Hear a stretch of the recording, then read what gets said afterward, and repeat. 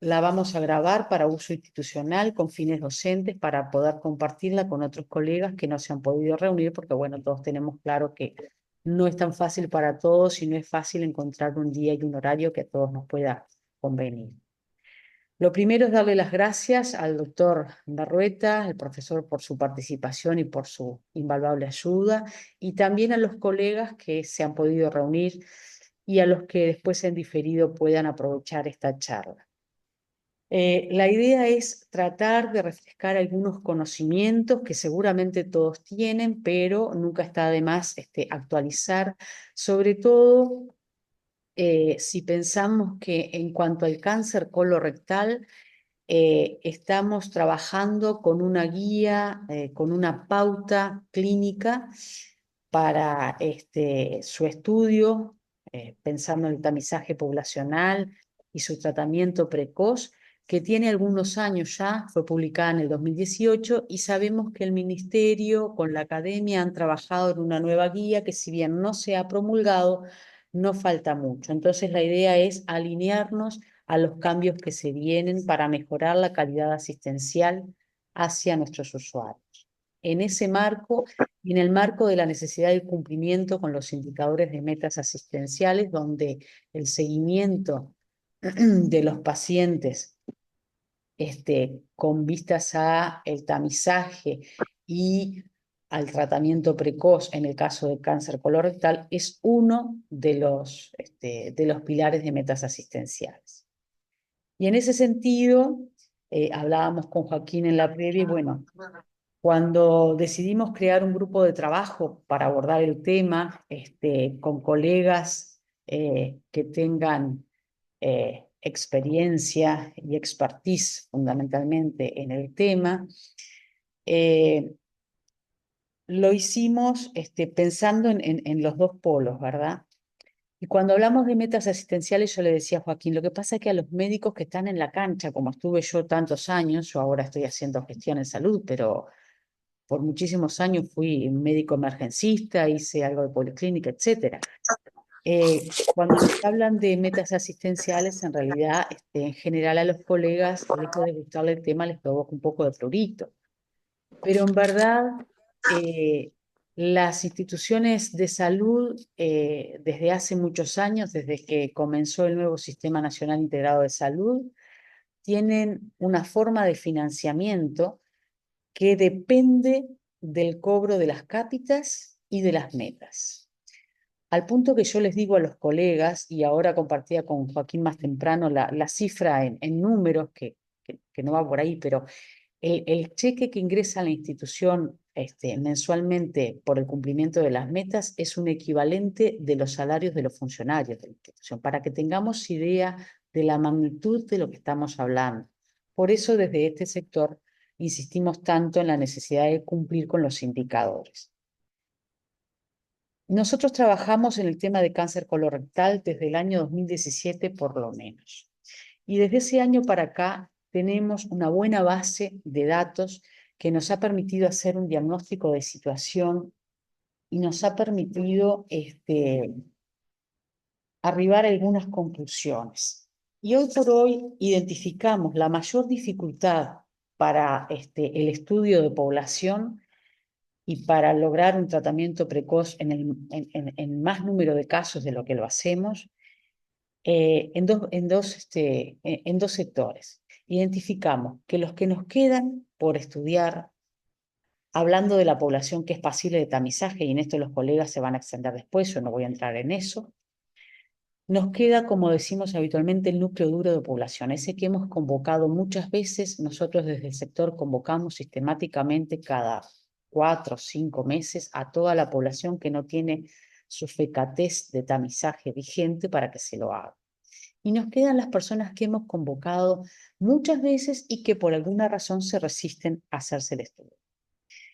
Y esa es una de las dificultades. Y la otra dificultad está en que nos parecía necesario actualizar los conocimientos de los colegas para ver en qué casos está indicado solicitar el estudio, cuál es la importancia, en qué nos cambia, no la estadística que son números, sino la realidad de esos pacientes que tenemos en la consulta, el hacer una aplicación correcta con FECATES y un seguimiento después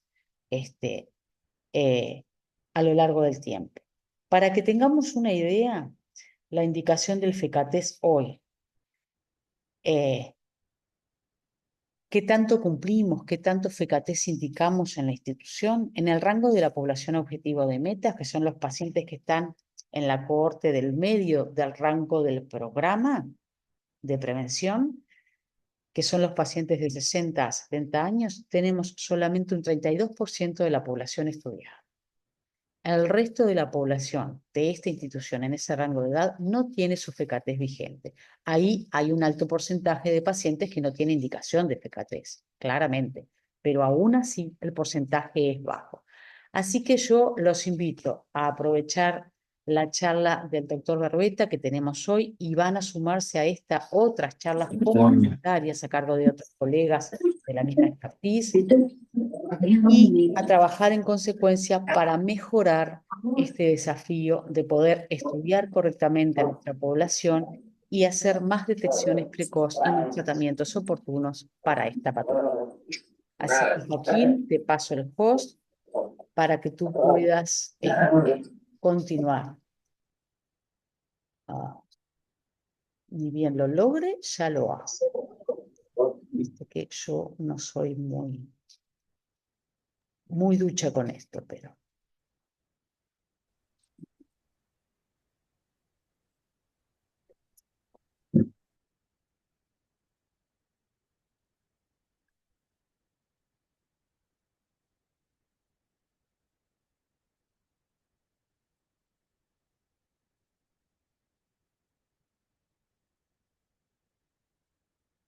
Ya sostuve la anfitrión. Muchas gracias por estar.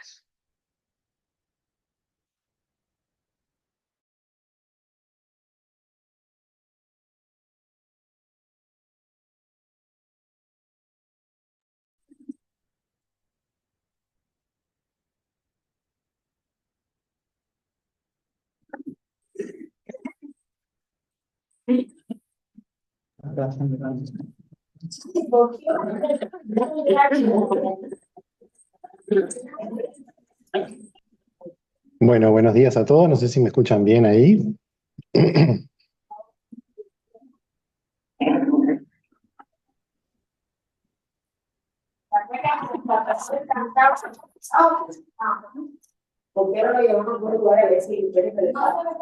escucha bien? Sí.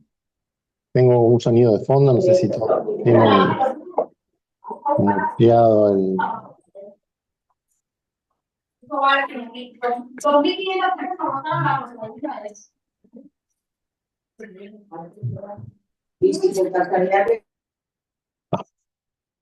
Bueno, ahí sí se me escucha bien, sí. Hola, no estoy escuchando a nadie.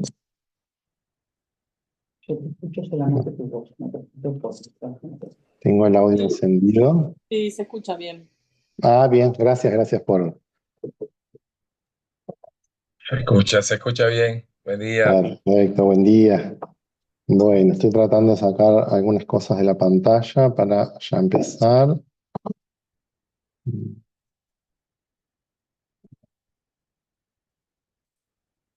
¿Aparece alguien que quiera entrar? No estoy logrando sacarme esto de la pantalla. Clarita.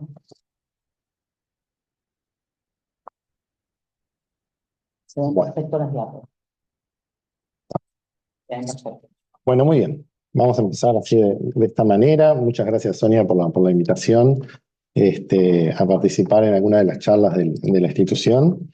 La idea, como hablábamos contigo, era, bueno, lograr dar un puntapié inicial a charlar sobre algunos temas que obviamente nos compete a todos como institución, ya que forman parte justamente de los ingresos del hospital y además, obviamente, cumplen un rol fundamental en lo que es toda la parte de prevención de tumores de los pacientes. En este caso, el tema sería el screening en cáncer colorectal, y brevemente vamos a dar un puntapié inicial o dar algunas pautas o cosas sencillas para todos los médicos de cómo podemos optimizar las distintas herramientas que tenemos para hacer un tamizaje en el cáncer de colon y así de esa manera lograr un cumplimiento de las metas que redunde obviamente en un beneficio para los pacientes, para la institución y para todos en general. La primera pregunta que nos podemos hacer es ¿por qué realizar un tamizaje en el cáncer colorectal? Fíjense que el cáncer colorectal representaba aproximadamente el 10% total de los casos incidentes en el 2020. Se me está sumando gente acá, perdón. Es el tercer tipo de cáncer más común en hombres y es el segundo en mujeres a nivel global y es la tercera causa más frecuente de muerte por cáncer en el mundo. Las tasas de incidencia varían según las regiones en las que nos encontremos, son más altas en países de Europa, en países, por ejemplo, de Estados Unidos, Canadá, y tenemos una sensación positiva muy alta con el nivel de desarrollo socioeconómico y regiones con índice de desarrollo humano muy alto, aunque esas regiones comprometen solamente un pequeño sector de la población mundial. Y lo que más nos importa es que en el Uruguay el cáncer colorectal es el segundo cáncer más frecuente en las mujeres y el tercero en el hombre. Cada año estamos con más de 1.800 casos nuevos y 1.000 pacientes mueren por año, ocupando el segundo lugar entre las causas de muerte por cáncer. Y la edad media en la que se presentan los casos en nuestro país, en el caso del cáncer colorectal, es alrededor de los 70 años. Si nos fijamos acá, un mapa de estimaciones de incidencia del cáncer colorectal, nos encontramos en una zona geográfica en las cuales nos encontramos con una incidencia muy alta comparable con lo que puede ser Estados Unidos, Canadá, Europa o Australia. Y si nos vamos a lo que sería la mortalidad, nos encontramos en una situación muy similar como hablábamos al principio. ¿Y en qué rango etario es más frecuente encontrar esta patología? La incidencia de esta enfermedad ocurre exponencialmente más alta después de los 50 años en adelante. Por lo tanto, este sería el grupo en el cual nos interesaría más ahondar un supuesto tamizaje.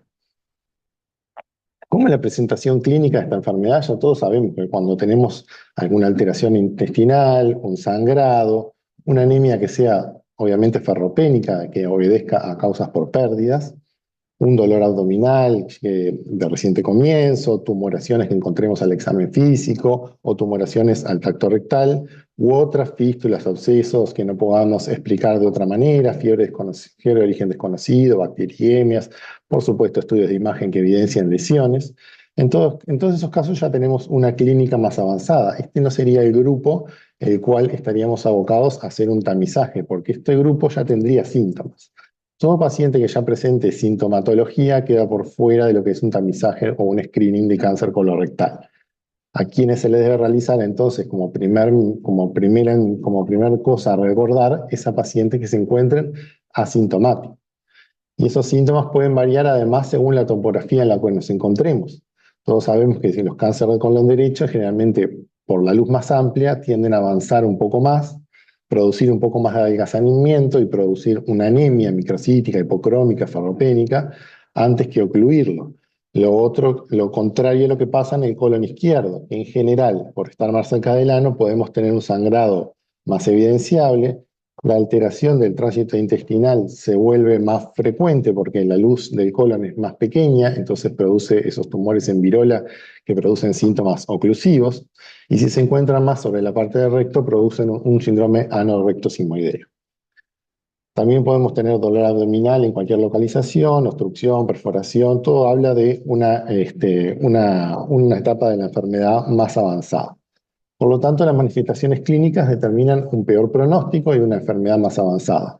Todo esto, por la negativa, quedaría por fuera de lo que sería un tamizaje del cáncer colorectal. O sea, dicho en palabras más sencillas, estaríamos llegando tarde. ¿Y qué tamizaje podemos elegir para poder ofrecerle a nuestra población detectar lesiones preneoplásicas o lesiones que estén avanzadas pero en etapas precoces? Todos conocemos lo que es la sangre oculta en deposiciones y es un método poblacional muy bien utilizado y muy bien aceptado porque es un método no invasivo. Es un método que no requiere hacer un estudio invasivo en el cual tengamos que hacer sedación, no es tan costoso como puede ser hacer una técnica de imagen o una técnica endoscópica. El paciente lo puede hacer en el domicilio con una simple enseñanza de cómo se utiliza el kit, es muy fácil de usar. No requiere ninguna preparación ni dieta previa, como requerían los test de sangre oculta previas. Y bueno, y eso nos permite detectar a los pacientes en los cuales sea positivo el test, a quienes se debe realizar la colonoscopia. Obviamente, si todos pudiéramos obtener recursos ilimitados, lo ideal y el gold estándar sería realizar una colonoscopia a todos los pacientes que se encuentren asintomáticos dentro de un rango etario entre los 50 y 75 años aproximadamente. Pero tiene la desventaja de que no deja de ser un estudio invasivo que genera cierto temor en los pacientes, requiere una sedación, obviamente unos costos más altos, no solo para el paciente que tiene que abonar la preparación, la sedación, la colonoscopia, sino que tiene también costos en lo que es una tarea de tamizaje, costos operativos, costos de la institución hospitalaria, costos de material, costos de enfermería, costos de anestesista, endoscopista, requiere otros costos más elevados para poder llevarla a cabo. Requiere una preparación, una dieta, y no es una estrategia que se adapta a nivel poblacional general, si bien sería la mejor herramienta, todas las cuestiones previas que venía mencionando no la hacen la técnica mejor para que sea un test poblacional.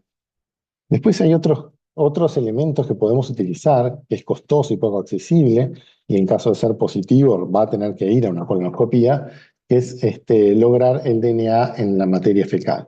No es muy utilizado. También tenemos, por ejemplo, la cápsula de colon, la cápsula endoscópica de colon. Todos conocemos más frecuente la cápsula endoscópica de intestino delgado, porque el intestino delgado es un sector que no se puede acceder con facilidad a las endoscopías convencionales. Pero en los últimos años se han logrado desarrollar cápsulas con mayor batería y mayor capacidad de visualización que llegan hasta el colon. Pero también son costosas, rondan más de $1.000, 1.500 o inclusive más. Es poco invasiva, podría ser bien tolerada y los pacientes pueden sentirse tentados a realizarlo de esta manera porque no requiere de sedación, pueden irse al domicilio con simplemente un data recorder colgado en el cinturón, pero también tienen que hacer una preparación, tienen que hacer una dieta, las cápsulas no insuflan el colon para ir observando adecuadamente, no va a tomar ninguna biopsia, va a seguir de largo y si encuentra algo va a requerir endoscopía posterior. Por lo tanto, la sumatoria de todos estos ítems que voy mencionando la hace costosa para hacer un test poblacional. Y la desventaja que tiene en cualquier cápsula, ya sea como el intestino delgado o la de colon, a medida que avanza no podemos retroceder para atrás y decir, bueno, vi algo, voy a retroceder para atrás y mirarlo mejor. Capta una imagen y sigue de largo. Y por último, podríamos mencionar lo que es, por ejemplo, la colonoscopía virtual. La colonoscopía virtual también es costosa, si bien no es invasiva, puede requerir sedación, puede requerir radiación, porque se hace a nivel hospitalaria y con un tomógrafo. Tampoco toma biopsias y si encontramos algo, también requiere ir a la endoscopía para lograr visualizar de qué se está tratando y tomar alguna biopsia. Por lo tanto, ya ha sido estudiado durante muchos años que los métodos de screening que generan mayor impacto a nivel poblacional son tanto la sangre oculta en deposiciones o si tuviéramos buenos recursos, si estuviéramos en un lugar tuviéramos la colonoscopía muy accesible, el gold estándar sería realizar directamente la videocolonoscopía. Y el tamizaje con test de sangre oculta es el más aceptado, entonces, porque ¿a quién se lo tenemos que hacer? El tamizaje en sujetos asintomáticos está demostrado que reduce la incidencia y mortalidad por cáncer de colon en múltiples estudios. La colonoscopía, como les mencionaba, sería lo ideal, pero no en grandes poblaciones si tuviéramos que hacer un trabajo o tuviéramos que aplicar una política a nivel institucional o a nivel nacional para que todo el mundo en un riesgo-beneficio y en un costo razonable pudiera ser testeado o tamizado para el cáncer colorectal. ¿Y cuál es la mejor técnica para utilizarlo entre la colonoscopia y el test de sangre oculta? Sin ninguna duda, el test de sangre oculta. Y en los últimos años, la detección inmunoquímica del test de sangre oculta en materias fecales Es el que mejor presenta la mejor sensibilidad y especificidad y es el más factible de utilizar como prueba de tamizaje poblacional. En caso de ser positivo, se realiza la colonoscopía y se remueve cualquier lesión preneoplásica que se encuentre, o se trata de detectar el cáncer colorectal en un estadio lo más precoz posible para evitar así, para lograr mejor morbilidad o menor morbilidad y mortalidad en los pacientes. Por lo tanto, la detección y tratamiento de pólipos avanzados o cáncer en etapas precoces pueden prevenir muertes por cáncer colorectal. Y como vemos, las tasas de supervivencia a 5 años en los pacientes con cáncer colorectal, cuanto más etapa localizada lo encontremos, mejor aumenta el porcentaje justamente de supervivencia.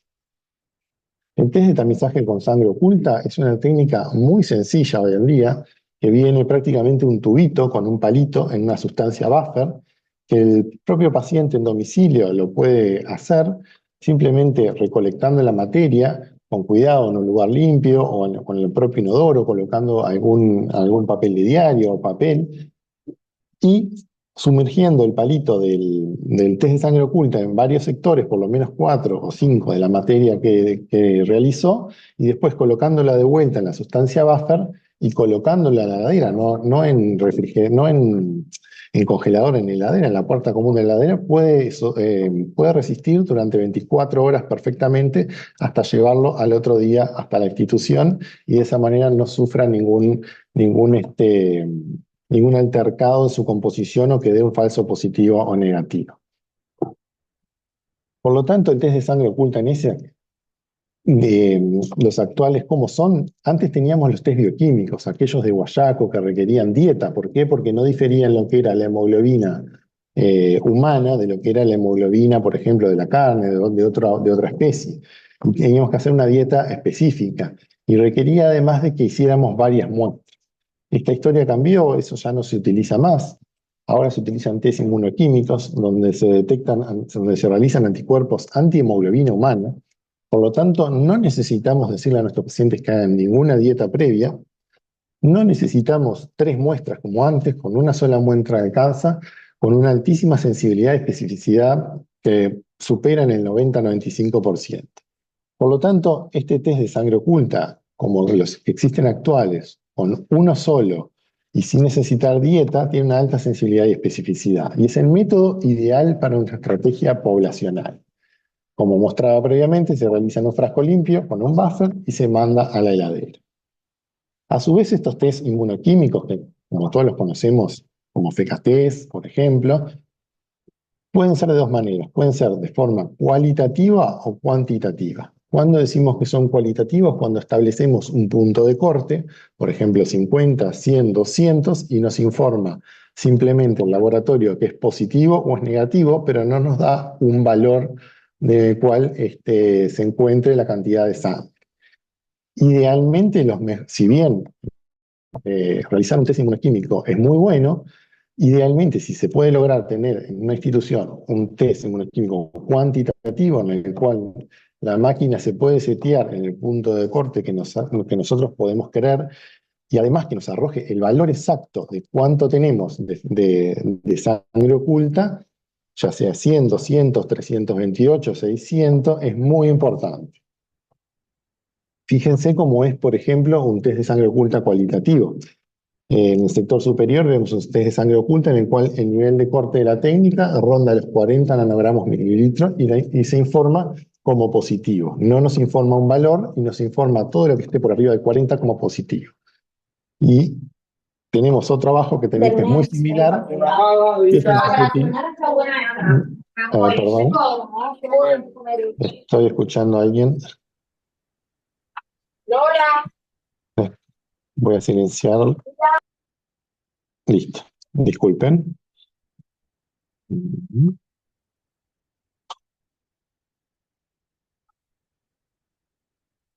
Bien, como decía, en el sector inferior tenemos el test que se utiliza acá en la institución, que es un test inmunoquímico, que es un test que es cualitativo y está seteado en 100. Todo lo que dé por encima de 100 va a dar positivo, pero no nos va a informar cuánto de ese valor por encima está. Y eso es muy importante, como vamos a ver, porque no es lo mismo obtener un resultado de 640 que uno de 120. ¿Por qué? Porque obviamente, como vamos a ver en la siguiente diapositiva, hay valores más altos que demuestran que existen pólipos por encima de los 5 milímetros, pero que tienen componentes más avanzados, ya sea en su componente velloso, en su tamaño. Entonces, tener un test de sangre oculta cuantitativo nos permite acelerar una colonoscopía, y a un paciente que tiene 105, 110 de test de sangre oculta, lo podemos realizar sin tanta urgencia.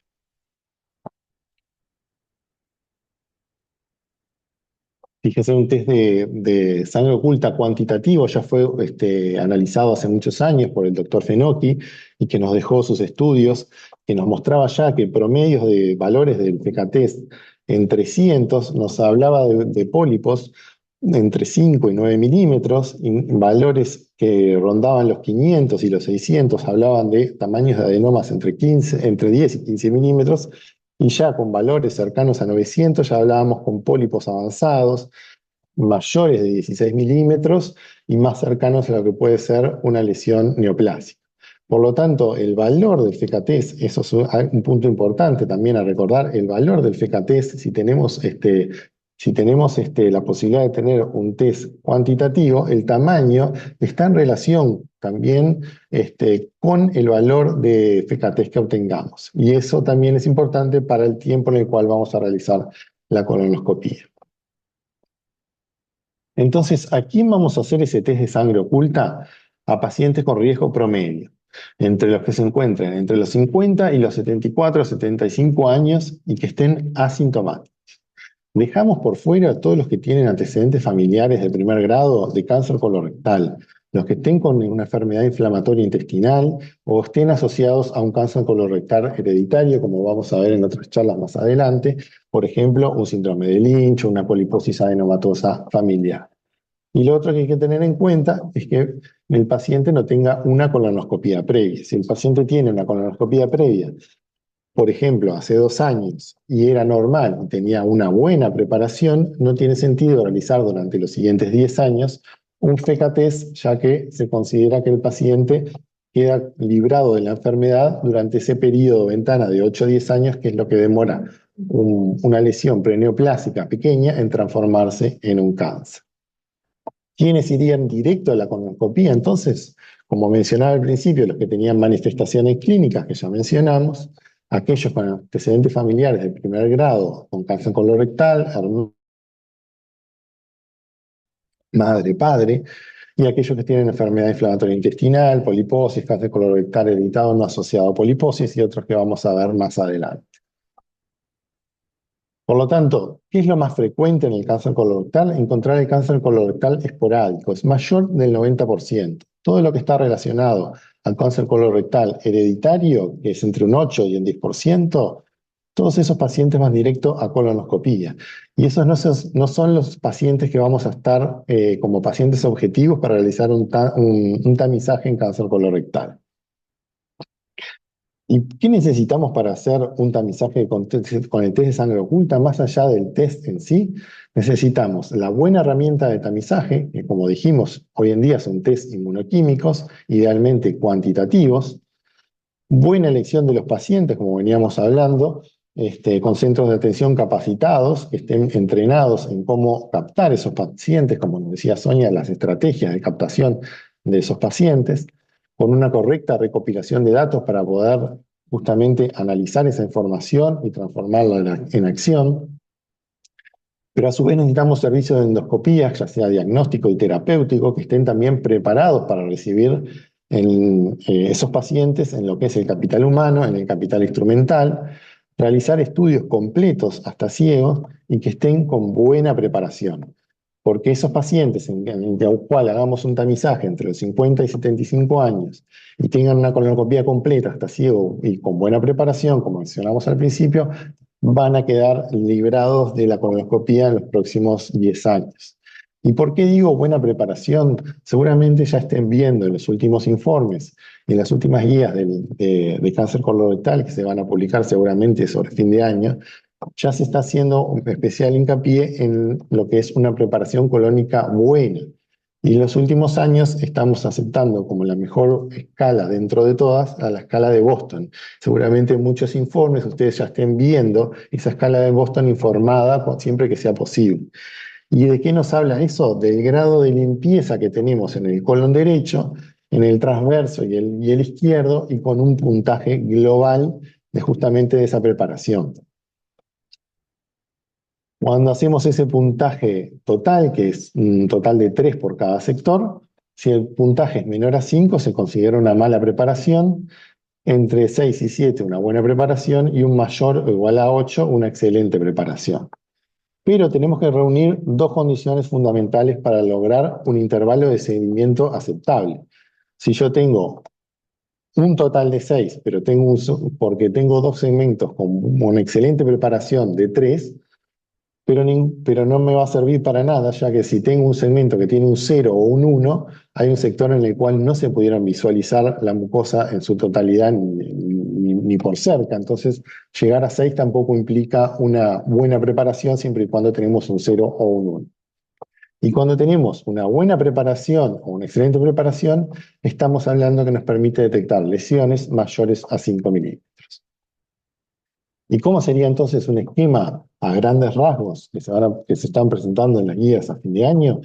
Entre los 50 y 75 años, pacientes asintomáticos, esa sería la población de riesgo promedio, en los cuales vamos a hacer un test de sangre oculta en materia. Ya se están estableciendo puntos de corte por arriba de los 200, ya que se han visto muchos falsos positivos por debajo de ese valor, ni que hablar para los que están por 40 y 50. Actualmente se están utilizando mucho los puntos de corte de 100, pero ya estamos elevando que estén por encima de 200, ya que por encima de 200 se encuentran lesiones mayores a 5 milímetros, no son lesiones muy grandes. Y en caso, bueno, de justamente de negativo, ya podemos decir, bueno, continúa ese paciente con de sangre oculta cada 2 años. Si es positivo, si da mayor de 200 nanogramos mililitros en el sector de la derecha, ahí derivamos a la colonoscopía. Y como decíamos en la diapo anterior, si tiene una buena preparación con un Boston por encima de 6 y el resultado es normal, la próxima colonoscopía es en 10 años. Si la preparación no es la más adecuada, tiene un Boston 4 o 5, podemos repetir la colonoscopía sin urgencia, sin volver loco al paciente, pero sí aclarándole que esa colonoscopía no es apta para decir como test de tamizaje que pueda irse tranquilo durante 10 años. Entonces se la vamos a repetir antes del año. Tiene que irse el paciente con la idea de que en breve tiempo, no la semana que viene, pero sí en breve tiempo va a tener que repetir. Y obviamente si tenemos una colonoscopia con resultados anormales, se deriva obviamente al especialista correspondiente. En el hospital evangélico, como veníamos hablando con Sonia, fíjense que tenemos un porcentaje de pacientes en las distintas décadas, como vemos ahí, que rondan entre los 50 y 60 años y 60 y 70, entre los 8.000 y picos. Y después tenemos un rango entre los 71 y 74 de 2.600, lo cual nos da un pool poblacional de unos 19.000 pacientes. Y si vemos a quienes se le realizaron FECATES, ronda, sumando todos, alrededor de un 26%. Este es el número que tenemos que elevar para lograr cumplir con las metas de a poco. No podemos elevar el número muy rápido.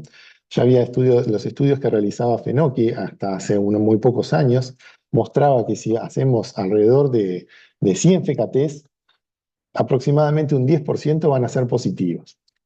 De ese 10% positivos vamos a encontrar 3 o 4 pólipos y un cáncer. Pero si nosotros nos ponemos a hacer FECATES, 1000 FECATES por mes, sabemos que un 10% van a ser positivos, entonces vamos a sobrecargar el servicio de endoscopía en 100 colonoscopías más, que es prácticamente los estudios que se hacen del hospital evangélico, de colonoscopías para el hospital evangélico por mes. Entonces lograríamos una saturación importante. Entonces, eso requiere justamente una planificación previa, realizar FECATES justamente periódicos con distintos objetivos poblacionales. comenzando con la franja etaria más elevada y luego ir disminuyendo para no saturar justamente esos servicios de endoscopía.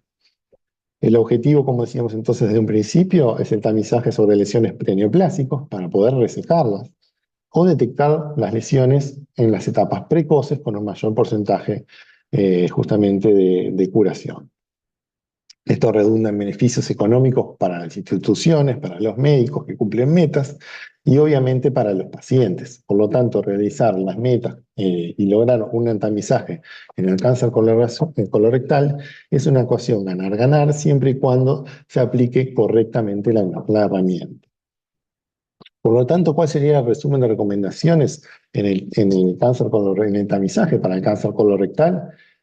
Debemos recordar entonces la frecuencia que tiene el cáncer colorectal en nuestro país, el segundo más frecuente en mujeres y el tercero en hombres.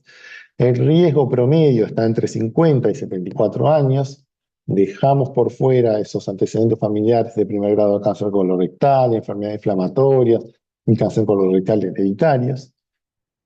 Tenemos que buscar una herramienta de tamizaje óptima, costo-efectiva, y esa se llama sangre oculta en materia. No existen más los métodos bioquímicos, ahora existen los test inmunoquímicos, únicos, no hay que repetirlos. Hay que colocar los puntos de corte por encima de 100 y en los últimos tiempos los estamos llevando por encima de 200 y además hacerlos en forma cuantitativa. Eso nos permite además catalogar a quienes se les va a hacer la colonoscopía en un plazo más corto y en quienes pueden esperar algunos días más. Si es positivo, por supuesto, vamos a la colonoscopía y si es negativo, repetimos esos test de sangre oculta cada 2 años. Especial hincapié en la colonoscopía bien preparada, como les mencionaba, que van a encontrar que ahora las preparaciones se les menciona mucho la preparación según la escala de Boston, y si esta es normal, se realiza el nuevo control en 10 años. Si es mala preparación, se repite dentro del año, y si hay lesiones, bueno, se reseca siempre que sea posible o se deriva al especialista correspondiente.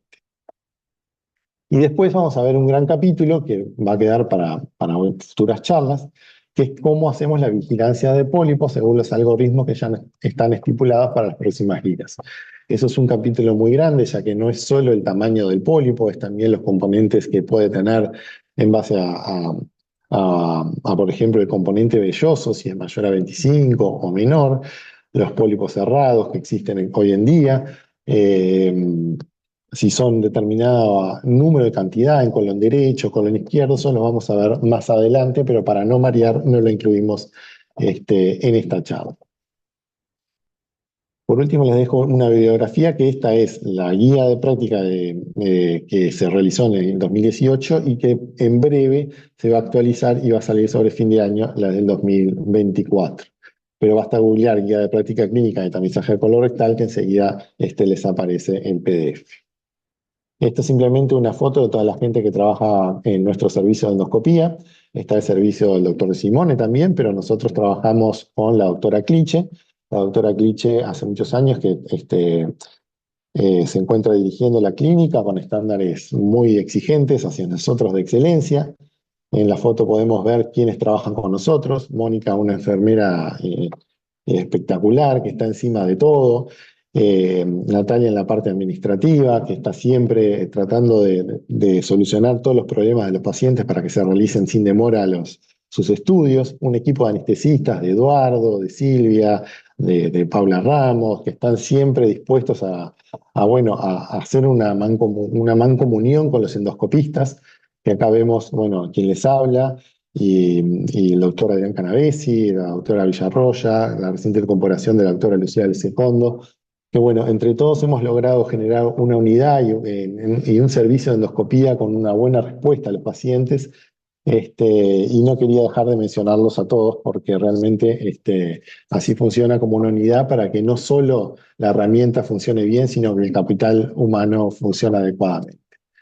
Bueno, hasta acá quería hacer nada más que una breve introducción de lo que es el tamizaje en el cáncer colorectal y recordar un poco de cuáles son las herramientas que se utilizan hoy en día y qué es lo mejor para la estrategia poblacional en una institución y a nivel nacional, que es el test de sangre oculta en heces, inmunoquímico e idealmente cuantitativo y está demostrado que esta utilización logra bajar la incidencia de cáncer colorectal a nivel poblacional. Así que nada, bueno, muchas gracias y cualquier pregunta o duda, estoy a las órdenes.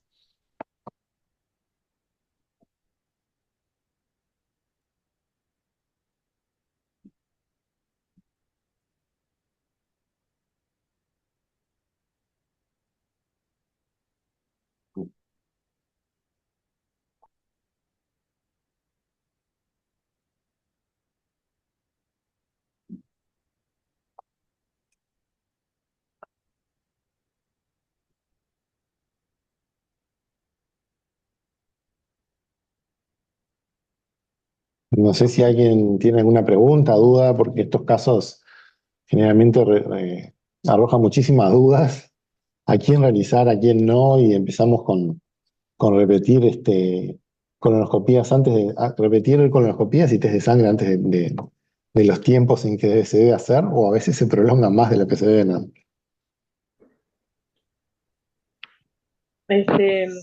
Yo quería, doctora Machinzo, ¿qué tal? ¿Qué tal? ¿Cómo andás? ¿Qué tal? Quería felicitarte. Estamos acá con estudiantes de medicina de la Universidad Católica, que justamente yo Buenísimo. aproveché que estaba esta charla porque para ellos es fundamental. Quedaron Excelente. encantados con la charla y nada, quería felicitarte. Muchas gracias, muy ilustrativo, muy claro. Estamos, bueno, esperando ansiosos las nuevas guías entonces que salgan a la brevedad.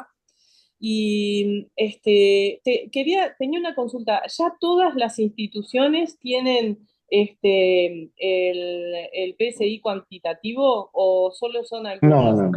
No. No. Ese tipo de lectura automatizada que tienen los laboratorios no está disponible en todos lados. De hecho, en muchos lados tienen puntos de corte y tienen puntos de corte muy bajos. Como mostraba yo en una diapo, tienen puntos de corte de 40, 50 y eso genera un problema muy grave Falso porque positivo. genera la falsa sensación de que estamos captando un mayor número de pacientes, pero después se encuentran un montón de colonoscopías que son negativas, con lo cual genera dudas para el paciente si tiene algo o no tiene nada. El endoscopista te quedás mirando 3 horas entrando y saliendo a ver si podés haber perdido algún pólipo o algo, y cuando te fijas el CK-test que se hizo, el punto de corte era bajito. Y está demostrado que cuanto más bajo es, más altos son el número de colonoscopías negativas. De hecho, Sonia nos mencionaba, no sé si lo mencionó hoy al principio, pero cuando se movió el punto de corte que estaba en 50 y se subió a 100, prácticamente se bajó entre 3 y 4 veces, y no sé si llegó a 5 veces menos, la positividad de la colonoscopía. Por lo tanto, valores muy bajitos ya está demostrado que no son buenos. De hecho, en las guías esas del 2018 se consideraba patología sangrante a los divertículos con puntos de corte tan bajitos. Hoy en día creo que para las nuevas guías ya no se va a considerar más porque no tiene mucho sentido. Así que tener puntos de corte muy bajos y positivo o negativo, así cualitativo simplemente, no es mejor. Lo mejor es subir a puntos de corte de 100 como mínimos y con la tendencia ya a subir a 200. Y subiéndole a ese valor no es que vamos a perder casos, porque a partir de ese valor es que empezamos a ver las lesiones mayores a 5 milímetros. O sea que inclusive puede ocasionar algún caso de alguna preparación más o menos preparada que te la pierdas y que no la encuentres esa de 5 milímetros. Pero por eso repetir el FKTs a los 2 años, que ya se está viendo ni siquiera cada 1 año, cada 2 años, y con ese periodo que lleva entre la displasia y el cáncer, que son alrededor de entre 8 y 10 años para lo común, lo normal, digamos, no por otras vías que hablábamos, podés agarrarlo, la lesión en la segunda colonoscopía cuando se la hace dentro de 2 años. O sea que no hay que tenerle miedo a esos puntos de cortes entre 100 y 200, que con esos valores estamos muy bien, y si los podemos cuantificar, mejor. Porque el que te viene con el FKT con 630, le decís, bueno, vamos a hacer un lugarcito esta semana o la que viene porque tiene un pólipo avanzado seguro. Entonces, el que viene con 150, 200, bueno, tiene un pólipo. En el correr del mes, hágase una colonoscopía porque vamos a intentar localizarlo y resecarlo. pero nos quedamos tranquilos de que esa correlación está muy bien estudiada y bueno, y eso también quita un poco de ansiedad a los pacientes, que eso es otra cosa que generaba los puntos de corte muy bajos. Los puntos de corte muy bajos generan una ansiedad y una sobresaturación de los servicios de endoscopía. Hay 50 personas con un FKT positivo y realmente es difícil explicarlo y es razonable a una persona que no tiene conocimientos de medicina de que tiene sangre en materia y que está sangrando y que algo está pasando adentro y dice, bueno, dentro me va a dar dentro de un mes y bueno, dentro de un mes ya voy a llegar tarde y bueno, y es muy atendible las preocupaciones del paciente que golpea en el servicio pensando que tiene realmente algo grave. Y nosotros muchas veces tampoco tenemos esa respuesta, porque el que golpea con un FKT positivo o negativo, yo no tengo cómo decirle si usted tiene un pólipo avanzado o no, porque yo no sé si le da 600, 700 o 102. Entonces, si no tengo un test cuantitativo, no le tengo tampoco esa respuesta. No me queda más remedio que mirar el peor escenario, entonces como si tuviera el valor más alto, entonces le tengo que dar lo más cerca posible y termina sobresaturando el servicio de endoscopía también. Entonces tiene muchas puntas esto, entonces la mejor manera de utilizar el test poblacional es ir al test inmunoquímico, olvidarnos de esos guayacos cada 3 y no sé qué, no se preocupe, no tiene que hacer dieta, hunde el palito en la materia, se lo lleva al laboratorio el otro día, y si es cuantitativo, excelente, porque ya tenemos un panorama y los podemos ir tratando con tiempo y sin nerviosismo y podemos cumplir con las metas, además, con esa ecuación ganar-ganar que decía al final de la charla. Bárbaro, gracias. Una pregunta, Sí. algo sobre la técnica del FKTS. Se introduce la espátula que trae el frasquito una sola vez en la materia fecal. No, lo recomendado es hacerlo entre 4 y 5 veces en distintos puntos de la materia para aumentar justamente esa sensibilidad para poder captar la hemoglobina. Ah, perdón, porque habitualmente, Porque hay otros no test sé, que son esos son los que se llevan a los laboratorios y hacen las técnicas automatizadas justamente para evaluar, y hay otros que justamente lo que se hace es como si fuera un test de embarazo positivo y negativo, que capaz que son esos los que estás pensando, que se mezclan con la materia y después se colocan las gotitas no sé, es el que está haciendo el evangélico y lo que da el evangélico ahora actualmente. Porque no me queda muy claro, porque yo, a ver, te explico por qué. Uno le pide el FKTS, entonces en recepción le dan el frasquito, no sé si le explican exactamente lo que vos estás explicando ahora, y por eso lo estoy preguntando, porque de hecho yo pensé que era una sola vez. Cuando vos lo dijiste, por eso lo quería recalcar, el tema de que lo haces 3 o 4 veces y no sé, recolectás la materia fecal de esos 3 o 4 lugares en donde vos ponés la espátula. Claro, eso depende del test que tenga cada institución. Ahora me quedé solo, se me fue Sonia, pero no sé no sé cuál de los dos están utilizando. Están utilizando un test cualitativo, o sea, no están poniendo valores y están utilizando un punto de corte de 100. Ahora, no sé si están utilizando el que mezcla la materia y ponen el tipo test de embarazo positivo o negativo, seteado ese punto de corte, o si están utilizando el test de que lo ponen en el buffer y lo traen al laboratorio. Eso tendríamos que tener alguien del laboratorio de cuál de las dos técnicas están utilizando.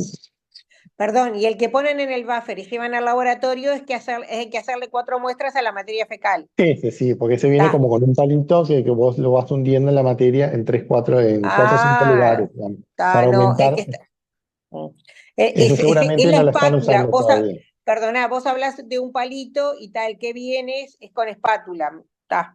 Él lo averigua, no hay problema, lo averigua. Ahí está. Eso depende cuál se está usando. Sé que han cambiado mucho, han ido cambiando las técnicas, han cambiado el punto de corte también en la institución. No sé en qué situación está hoy en día. El otro día recibí un FKTS en que era un FKTS cuantitativo, no sé si lo están haciendo como prueba porque decía más de 100. En realidad eso más de 100 no te está diciendo el valor. No, Entonces, o decía 100, capaz que me estoy sí, confundiendo, capaz que decía 100. Por eso, yo el que puse ahí en la diapo, que lo saqué de una foto de una historia clínica, es la que vi que se está haciendo, que es la cualitativa. O sea, ponen un punto de corte y todo lo que dé por arriba de 100 se considera positivo. Y no hay un valor. Está. Perfecto. Ahora, eso con el tiempo seguramente, por lo que vos dijiste, vaya a cambiar, porque lo van a cuantificar, no es que vayan a poner más de 100, en donde vos no sabés si es 100, 200 o 600, sino que de repente el año que viene ya se está cuantificando. Las dos cosas, seguramente se suba el punto de corte a 200 y A por encima de 200, 200 se empiece a cuantificar un valor de cada FKT. perfecto, perfecto. Muchas gracias. No, por favor.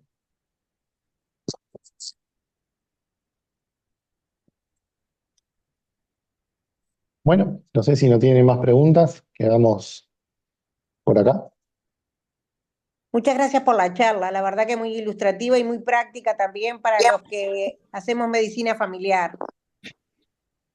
Sí, después la idea es hacerla lo más sencilla posible, sin demasiada mezcla, porque Sí, después no recordamos nada. Entonces sí. la idea, quería transmitir la idea de cuál es el test de sangre oculta que se está utilizando como mejor herramienta poblacional, pensando en la cabeza de la población, porque uno piensa de qué es lo mejor, uno piensa de que un familiar suyo, ¿qué es lo mejor que te puedes hacer? Hacete una colonoscopía, pero acá es una cabeza poblacional de gestión y no solo institución, sino nacional, que es lo mejor optimizando recursos, costo efectivo, con una alta sensibilidad y especificidad, PKTs inmunoquímico y cuantitativo, sin ninguna duda. Perfecto, impecable. Sí, son Muchas pautas gracias. también, son pautas también de salud pública, ¿verdad? Claro. Que se las puede hacer todo el mundo, no solamente para las instituciones privadas, sino también para las públicas, obviamente, ¿no? Que abarque a toda la población. Sí, sí. Perfecto, muchas gracias. Bueno, muy bien. Bueno, hasta luego entonces. Un gusto. Chao, hasta luego, Gracias, gracias. Salud. un placer. Saludo a todos.